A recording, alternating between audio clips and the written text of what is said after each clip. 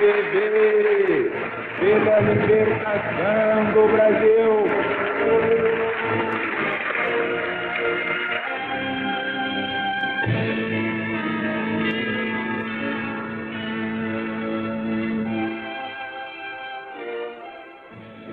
Quando eu dou este grito aqui, pela libertação do Brasil, não é no sentido em que empregam os outros. Falam em libertação pelas armas, pela violência, pela revolução. Isto não faz parte do plano divino. O homem só se liberta pelo conhecimento da verdade.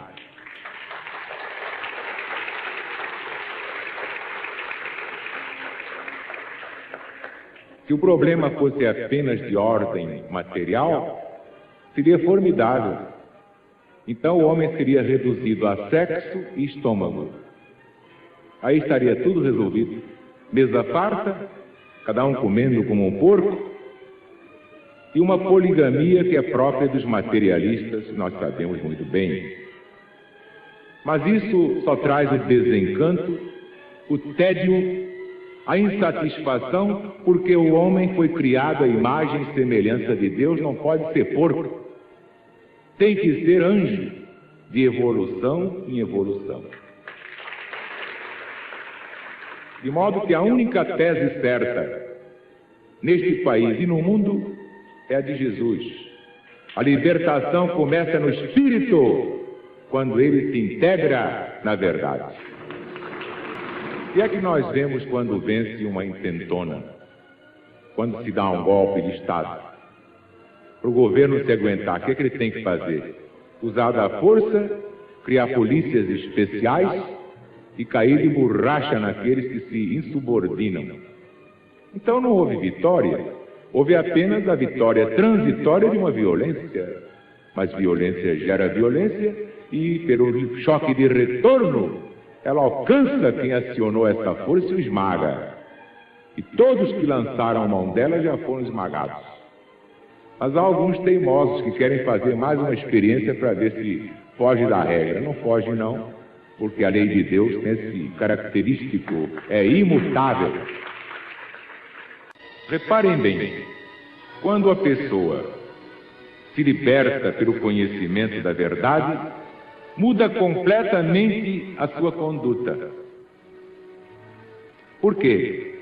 Porque quando a pessoa conhece a verdade, sabe de onde veio, o que é que veio fazer neste mundo, para onde vai depois do fenômeno da morte, passa a dar às coisas o seu justo valor, passa a dar a tudo uma importância relativa. Por quê? Porque ganhou uma serenidade, uma segurança que nenhuma polícia e nenhum revólver e nenhuma metralhadora podem dar. São leis divinas. Os líderes que se intitulam tais não são líderes, são apenas baderneiros. São autores de confusão, de demagogia barata. Líderes não existem, só há um líder, é Jesus, o Cristo de Deus.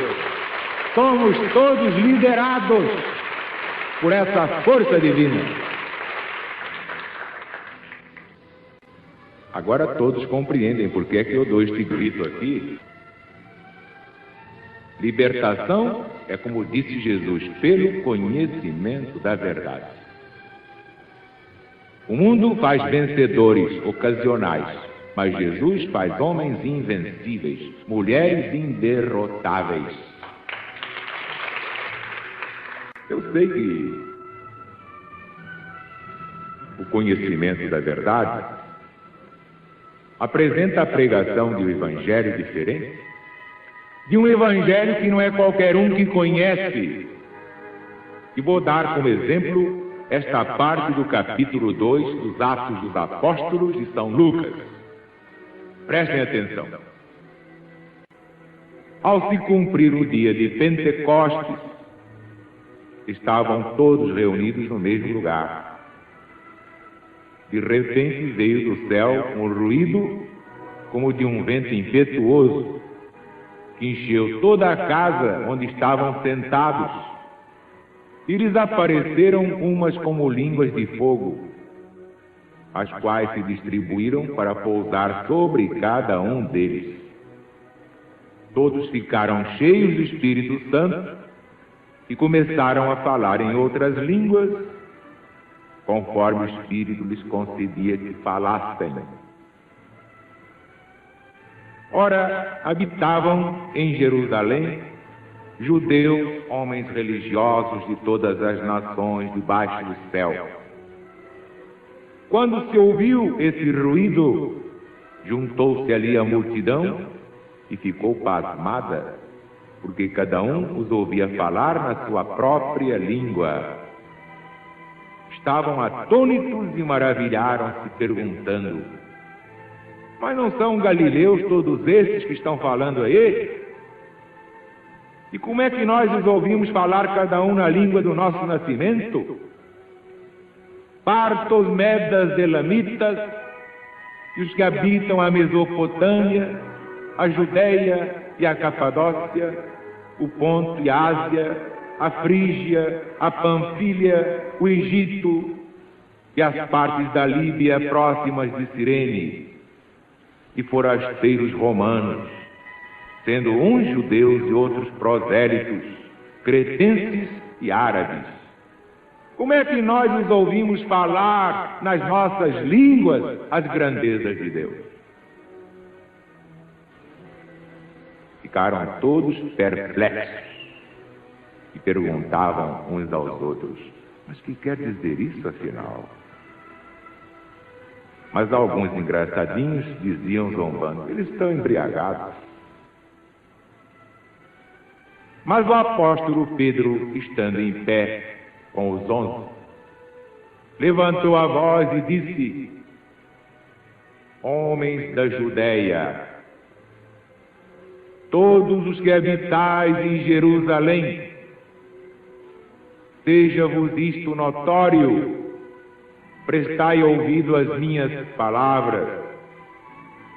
Estes homens não estão embriagados, como vós supondes, visto que ainda a hora terceira do dia.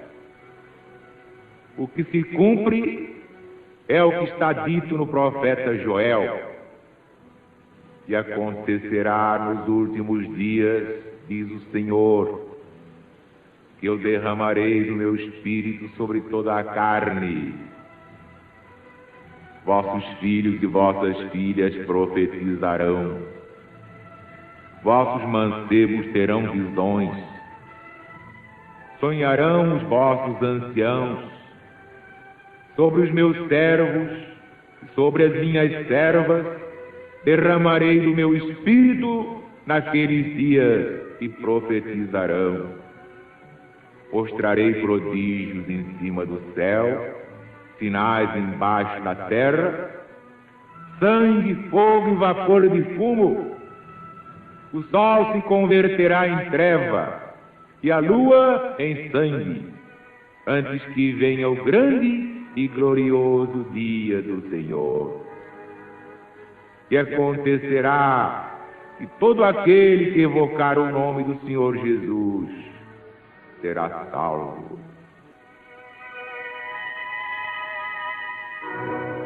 Aí está a descida do Espírito Santo que tinha sido prometida por Jesus. Ora, tudo isto está no véu da letra.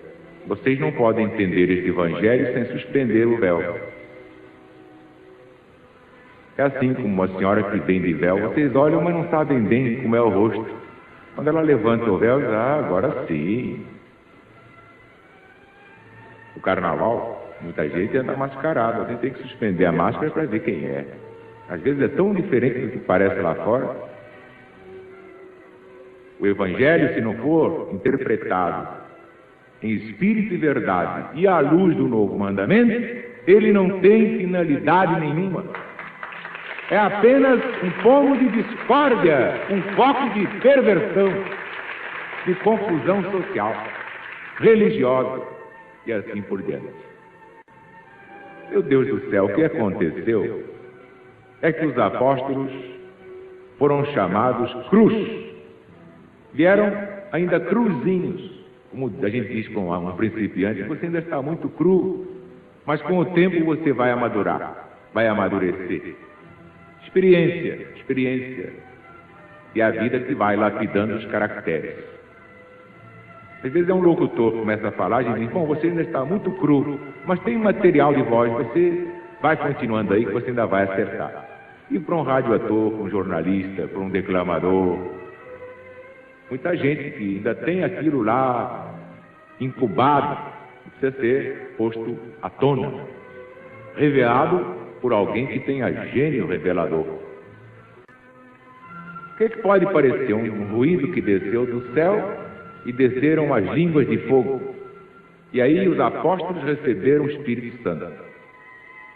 E começaram a falar línguas estranhas. Eram galileus e passaram a falar línguas estranhas, tanto que as testemunhas diziam, mas como é que pode ser uma coisa dessa? Eles não são galileus? E como é que nós estamos ouvindo cada um deles falar na língua do nosso nascimento? Nós que somos partos, medas, elamitas, e esses que habitam a Mesopotâmia, a Judéia, a Capadócia, o Ponto, a Ásia, a Frígia, a Panfilha, o Egito, as partes da Líbia, próximas a Cirene, e forasteiros romanos, uns judeus, outros prosélitos, cretenses e árabes. Como é que nós ouvimos falar essa gente as nossas línguas? Então os engraçadinhos daquele tempo, como há em todas as épocas, diziam, eles estão embriagados. Mas então, um homem embriagado consegue falar uma língua estranha, a do seu país? Evidentemente não. Os apóstolos foram preparados, entraram crus. Cada um deles era muito cru, mas foi sendo lapidado pelo Mestre, nas experiências que o Mestre Jesus fazia, e que eles também teriam que fazer, mas não poderiam fazer se não recebessem o Espírito Santo. Então agora é que chegamos ao ponto crucial, que vem a ser Espírito Santo. Eles estavam ali, veio um ruído do céu, desceram línguas de fogo e eles começaram a falar línguas estranhas. Então vem essas fantasias aí, que o Espírito Santo é um sopro que vem lá de cima, vem do Rio Guandu, vem do Morro do Corcovado. De onde é que vem esse ruído estranho e depois essas línguas de fogo? Será do Botafogo? Evidentemente, hoje nós compreendemos isto com uma naturalidade 100%. São os próprios espíritos guias, cada um tomou o seu protegido, porque cada um era protetor. Eram espíritos já adiantados que iam trabalhar com os seus instrumentos. Todos eles receberam o seu guia espiritual, e esse é que é o Espírito Santo. Então, se o guia espiritual era francês, fala francês. Se era inglês, fala inglês. Se era alemão, fala alemão. Se era latino, falava o latim. Se era árabe, falava o árabe. Tão fácil de compreender. Vocês vejam, por exemplo, um detalhe interessante. Eu já contei aqui o caso de uma senhora empregada, uma senhora preta, que não sabia nem português, não sabia nem o idioma nacional. Pois bem, de quando em quando esta mulher caía em transe e falava em latim, e era um latim formidável. Que é isso? Espírito Santo. O que quer dizer Espírito Santo? É o Espírito que baixou nessa mulher. Houve um fato comentado de uma criança em Minas Gerais, com 5 anos falava uma língua que ninguém conhecia. Então, a família atarantada, ouvindo aquilo, que há? Ou ficou maluca essa criança ou está falando uma língua. Então vamos aos professores de língua. Então foram aos professores de colégio. Francês não é, inglês não é, alemão não é. Como é que é? Não era nenhuma das línguas vivas ensinadas nas escolas. O que é que podia ser aquilo, meu Deus? Uma criança de 5 anos. Estava começando a estudar. Então se lembraram lá de um professor que sabia línguas mortas. Então foram ao professor das línguas mortas e mandaram a criança falar. A criança começou a falar. Ele disse, não é latim, não é grego e não é hebraico. Bonito, então o que diabo é?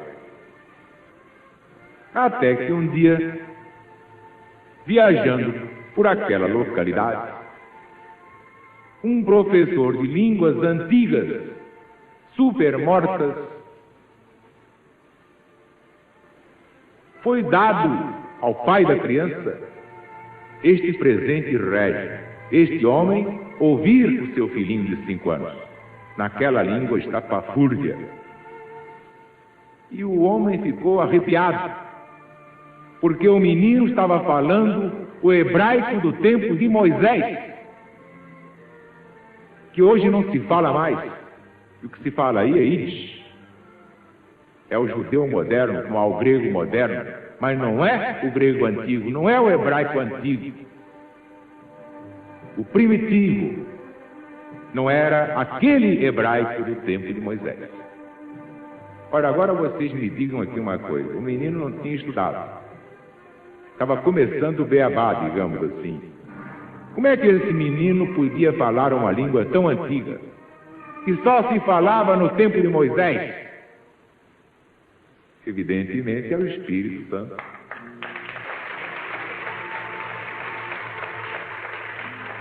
Portanto, não há mistério nenhum, não é língua de fogo, coisa nenhuma. Era aquela revoada de espíritos, digamos assim, que eram muitos os apóstolos e discípulos. Então, aqueles espíritos desciam com uma velocidade inimaginável e dava essa impressão de que eram línguas de fogo.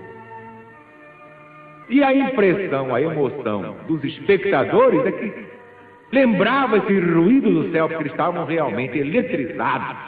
Era uma força extraordinária que baixava neles.